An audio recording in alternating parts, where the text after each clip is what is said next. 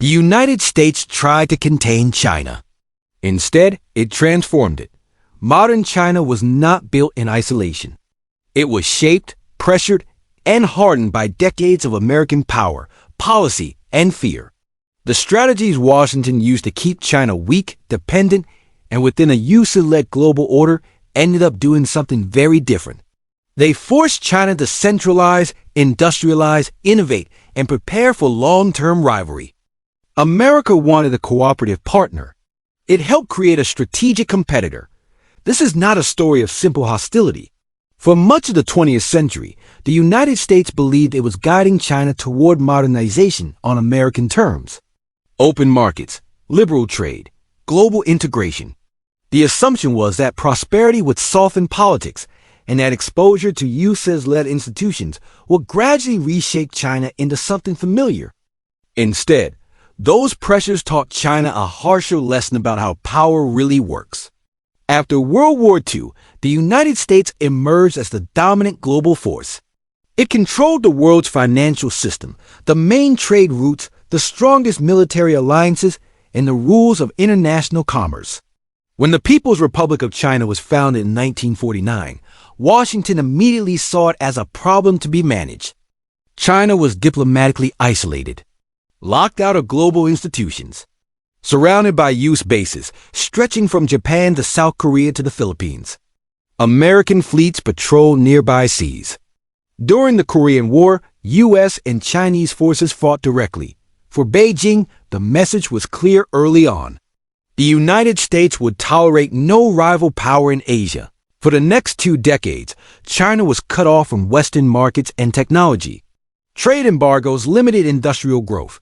Financial isolation made development painfully slow. In theory, this pressure was supposed to weaken China and eventually force political change. In reality, it produced the opposite effect. Being excluded taught Chinese leaders something fundamental. Dependence on foreign systems was dangerous. If access to markets, capital, and technology could be turned off by Washington, then true sovereignty required building everything at home: factories, steel production, energy infrastructure, heavy industry, scientific research. The early decades of Chinese development were inefficient, brutal, and costly. But they were driven by one overriding goal: never again be vulnerable to outside control. When relations between China and the United States began to thaw in the 1970s, Washington believed it had found a smarter strategy. Instead of isolating China, it would integrate it. The idea was simple: bring China into global trade. Let American companies invest there. Turn China into a manufacturing hub. Over time, economic growth would produce political moderation. For a while, it seemed to work exactly as planned. U.S. corporations flooded into Chinese cities. Factories multiplied along the coast. Chinese workers produced goods for the world. American consumers enjoyed cheaper prices. Profits soared from multinational firms.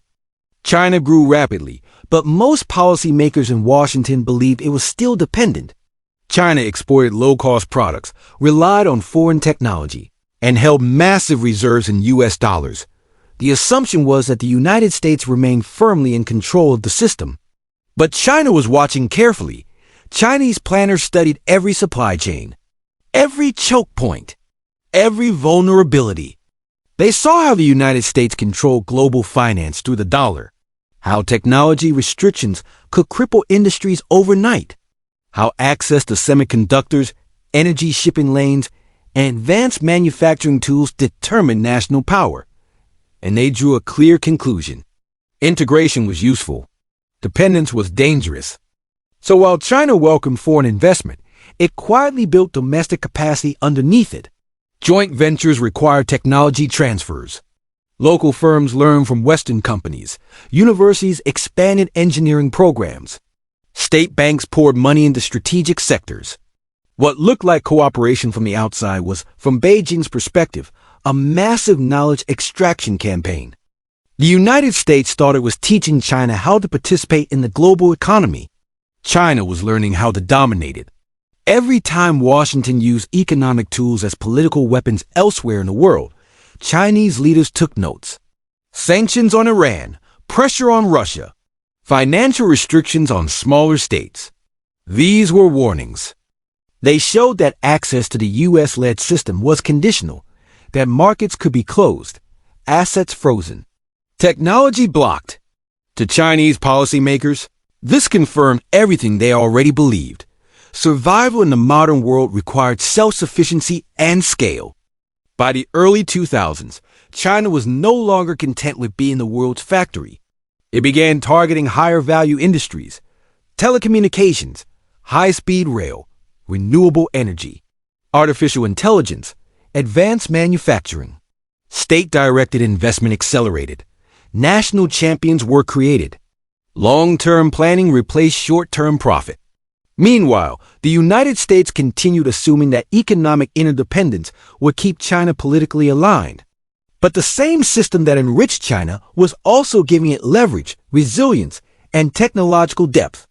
The 2008 global financial crisis was a turning point. While Western economies collapsed under financial speculation and debt, China launched massive infrastructure programs. Highways, ports, rail networks, power grids. Its state-controlled banking system allowed it to mobilize resources at a scale private markets could not. To Beijing, the lesson was unmistakable. American-style finance was fragile. State-directed development was stable. From that moment on, China's leadership became even more determined to reduce reliance on Western systems while continuing to use global trade to fuel growth. The United States had tried isolation. That built Chinese self-reliance. Then it tried integration. That built Chinese scale and technological capacity. Each strategy, meant to manage China, ended up strengthening it.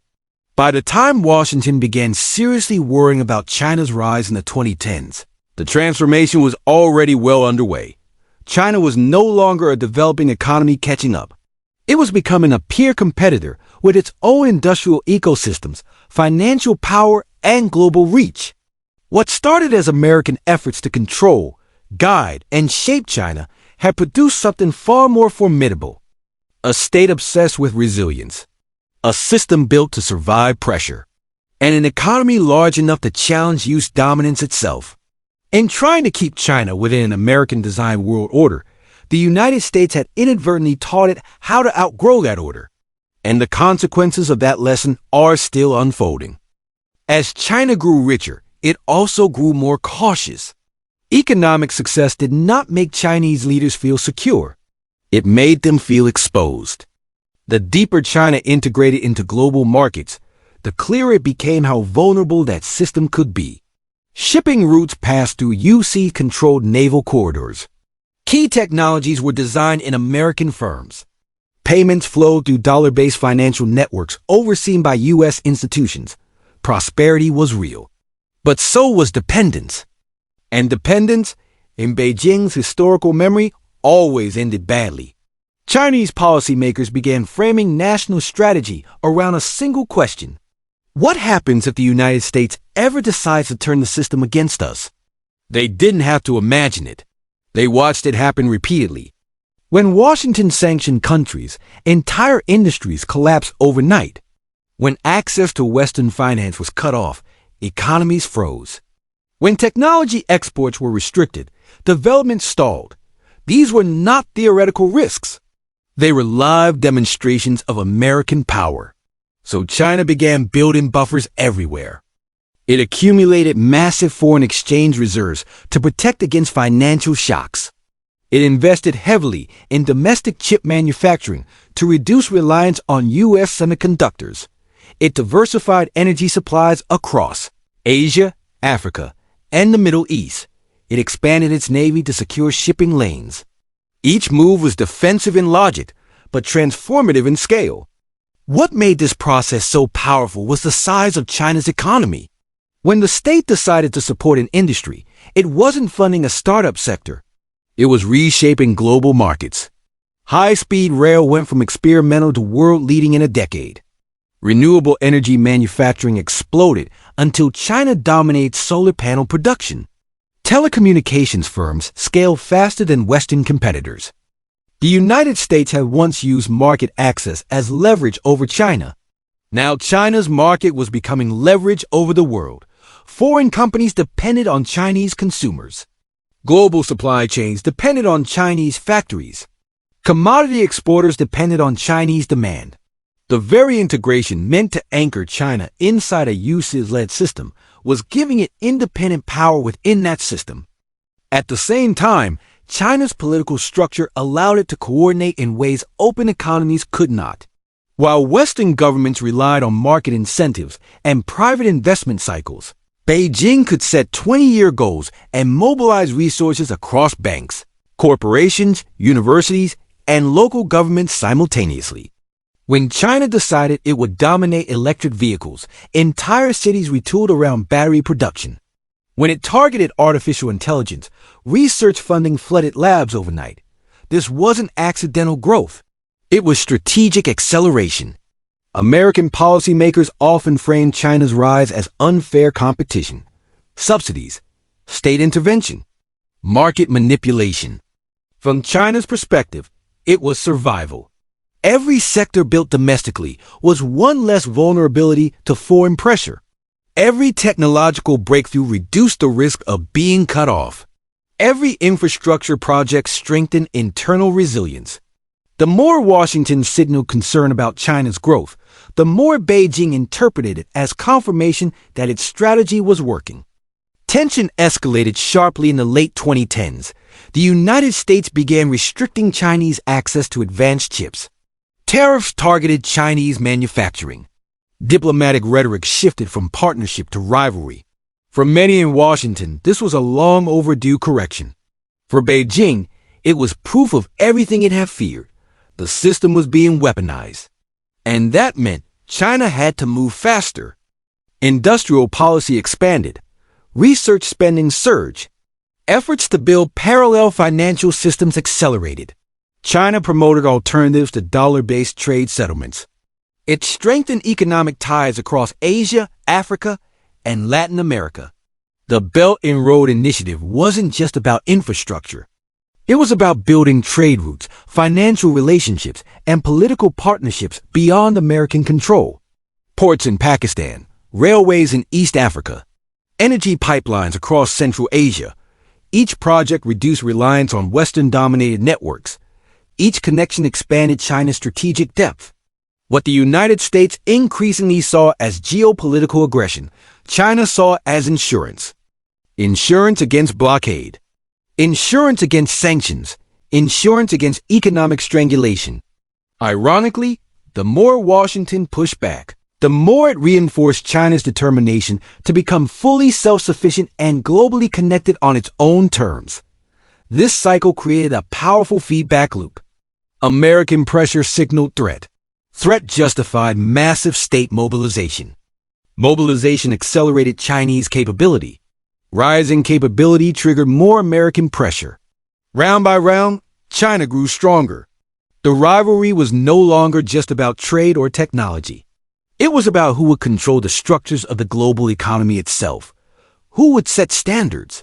Who would dominate supply chains? Who could weaponize interdependence? The United States had built the post-war world to secure its leadership. China was now learning how to operate within that world while quietly constructing alternatives. And because China's rise had been fueled by American-designed globalization, it understood the system's mechanics better than anyone. It knew where pressure hurt. It knew where choke points existed. It knew how scale could overwhelm competitors. The superpower China was becoming was not an accident of growth. It was the product of decades spent adapting to U.S. power. Every embargo taught self-reliance. Every integration taught leverage. Every sanction threat taught redundancy. The United States hadn't just competed with China. It had unknowingly trained it for great power rivalry. And by the time the competition became open and explicit, the foundations of China's strength were already firmly in place. As China's capabilities expanded, its sense of historical purpose hardened alongside them. Economic growth was never treated as an end in itself. It was a means to something deeper: security, independence, and the permanent prevention of humiliation. Chinese leaders increasingly framed national development as a civilizational recovery. The country was not simply modernizing. It was reclaiming a position it believed had been stolen by foreign domination. Every factory built, every port expanded, every technological breakthrough was described as restoring strength that had once been stripped away. This mindset reshaped how China viewed conflict. Unlike the United States, which often separated economics from geopolitics, Beijing fused them together. Trade was power. Infrastructure was influence. Technology was national defense. Where Washington saw commerce, China saw vulnerability or leverage. That perspective made Chinese strategy patient. Instead of direct military confrontation, China focused on shaping the environment around it. It invested in neighbors' infrastructure, became their largest trading partner, financed ports, power grids, railways, and digital networks. Over time, entire regions became economically intertwined with Chinese growth. Not through conquest, through dependency. This mirrored the lesson China had learned from America itself. The United States had never needed to occupy most countries militarily. It dominated through finance, trade rules, technology leadership, and alliance systems. China began building its own version. Asian supply chains centered on Chinese manufacturing. African economies tied to Chinese infrastructure financing. Latin American commodity exports increasingly destined for Chinese markets. As this web expanded, China's influence grew quietly but relentlessly. At the same time, Beijing worked to ensure it would never again be technologically cornered. Massive investments poured into education. Engineering graduates surged by the millions. Research institutions multiplied. State funding backed long-term scientific projects that private markets would never touch. The goal was not just innovation. It was independence. In semiconductors, aerospace, telecommunications, biotechnology, quantum computing, every area where American dominance could become a weapon was targeted for domestic development. And the pressure from Washington only intensified this focus. When U.S. officials warned of Chinese technological competition, it confirmed Beijing's urgency. When export controls tightened, it validated China's push for self-sufficiency.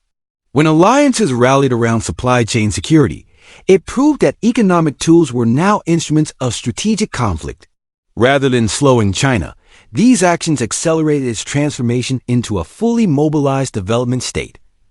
The narrative inside China became increasingly unified. The country was rising, but hostile forces were trying to contain it. Therefore, unity, discipline, and long-term planning were essential. Political centralization deepened. Control over strategic industries tightened. Private firms were brought closer into alignment with national goals. From Beijing's perspective, this was not authoritarian expansion. It was national defense. The same logic applied to territorial issues. Regions like Taiwan, Hong Kong, Xinjiang, and Tibet were framed not just as political concerns, but as existential security matters. Any foreign involvement was interpreted through the lens of past imperial interference. What the United States described as promoting democracy or human rights, China often perceived as destabilization and weakening from within. This worldview was not created by ideology alone. It was built from experience. For over a century, foreign powers had used internal unrest, economic pressure, and unequal treaties to control China. Modern Chinese leaders believed those tactics had simply evolved. Where gunboats once sailed rivers, sanctions now froze assets. Where missionaries once undermined authority, information warfare now shaped narratives. Where unequal treaties once opened ports, trade restrictions now closed them. To Beijing, the pattern was continuous. Only the tools had changed. This historical memory produced a strategic obsession with resilience. Food security programs expanded. Energy independence became a national priority. Domestic consumption was promoted to reduce reliance on exports. Financial systems were strengthened to withstand external shocks. China was building an economy designed not just for growth, but for endurance under pressure. And because the original pressure had come largely from the United States, American policy remained the primary reference point for Chinese planning. Every U.S. move was studied not only for its immediate effect, but for what it revealed about how power operated.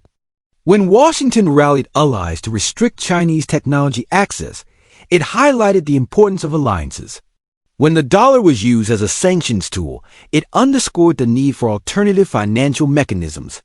When supply chains were politicized, it showed that interdependence could be reversed into coercion. China responded to each lesson methodically, strengthening regional partnerships, promoting local currency trade, stockpiling critical materials, developing domestic alternatives. Step by step, the vulnerabilities exposed by American dominance were being closed. What had begun decades earlier as a poor, isolated state trying to survive external pressure was evolving into a coordinated superpower project, not driven by expansionist fantasy, driven by fear of subjugation. The United States had hoped globalization would soften China. Instead, it had hardened it into a strategic competitor that understood the machinery of power better with each passing year. By the early 2020s, the rivalry was no longer emerging. It was fully formed. China possessed industrial scale unmatched in history, financial reserves measured in trillions, military capabilities expanding rapidly, diplomatic reach spanning continents. The superpower Washington now confronted was not something China had stumbled into. It was something it had deliberately constructed in response to American pressure. And the more the competition intensified, the more deeply this transformation became embedded in China's national identity. By the time American leaders openly acknowledged China as a strategic rival, the transformation was already complete. What Washington now faced was not simply a fast-growing economy. It was a state engineered for resilience, scale, and long-term competition. Every phase of U.S. policy toward China had unintentionally contributed to this outcome. Isolation had taught self-reliance. Integration had taught leverage. Pressure had taught acceleration. And each lesson had been absorbed, institutionalized, and expanded. The superpower China became was not built despite American power. It was built in response to it. The United States believed it could shape China through access to markets, technology, and global institutions. That prosperity would create political convergence. That interdependence would produce stability. Instead, interdependence revealed vulnerability. And vulnerability triggered the most ambitious state-building project of the modern era. China did not reject globalization. It mastered it. Then it redesigned its position within it. Where Washington saw a rules-based order, Beijing saw a power structure. Where America promoted openness, China identified choke points. Where the U.S. relied on markets, China built strategic coordination. The result was an economy capable of growing inside the American-led system while preparing to survive outside it. This is why today's rivalry feels so structural. It is not simply about trade deficits or technology theft or military budgets. It is about two fundamentally different models of power operating in the same global space. One built on open markets, private capital, and alliances. The other built on state coordination, industrial planning, and resilience against pressure. And crucially, the second model was forged by decades of adapting to the first. China's obsession with sovereignty, control over strategic industries, and insulation from foreign leverage is not ideological paranoia. It is historical memory turned into policy. Every sanction threat echoes past embargoes. Every military presence recalls earlier encirclement. Every technological restriction resembles earlier attempts at containment. From Beijing's perspective, the pattern never changed. Only the tools did. The irony is that the United States never set out to create a peer competitor. Its goal was stability, influence, and a China integrated safely within a UC-dominated order. But by demonstrating how economic systems could be weaponized, how access could be revoked, and how dependence could become vulnerability, Washington taught China the most important lesson of modern power. Never rely on anyone else for your survival. Build everything at scale. Control what matters. Prepare for pressure. What began as efforts to manage China produced a nation uniquely equipped for long-term rivalry. A country with massive industrial depth, technological ecosystems, global economic reach, financial firepower, and a strategic culture shaped by a century of reacting to stronger powers. This is why China's rise does not resemble earlier emerging economies. It is not simply catching up. It is constructing an alternative center of power, one designed specifically to avoid the vulnerabilities that once left it weak. The United States often asks how China became so competitive so quickly. The uncomfortable answer is that America itself provided the pressure, incentives, and structure that made it possible. Every attempt to contain, every effort to shape, every use of economic leverage pushed China to become more capable, more coordinated, and more determined. History is filled with examples of empires unintentionally creating their future rivals by trying to control, by trying to extract, by trying to reshape others in their own image. The British Empire helped industrialize Germany. European colonialism accelerated nationalist movements across Asia and Africa. And in the modern era, American power helped forge the China that now challenges it. None of this means China's current actions are automatically justified, but it does mean they are understandable within the context that produced them. Nations do not emerge in isolation. They are shaped by the pressures placed upon them. Modern China is not simply the result of internal ambition. It is the outcome of a long interaction with American dominance, a reaction as much as a rise. The United States tried to guide China, then to integrate it, then to restrain it.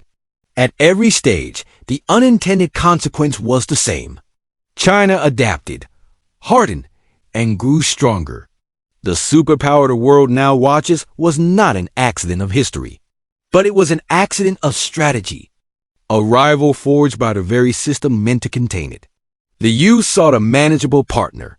Instead, it helped create a competitor capable of reshaping the global order.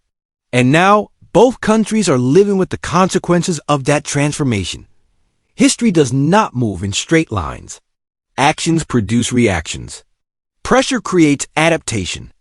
And when great powers try to control the rise of others, they often end up accelerating it.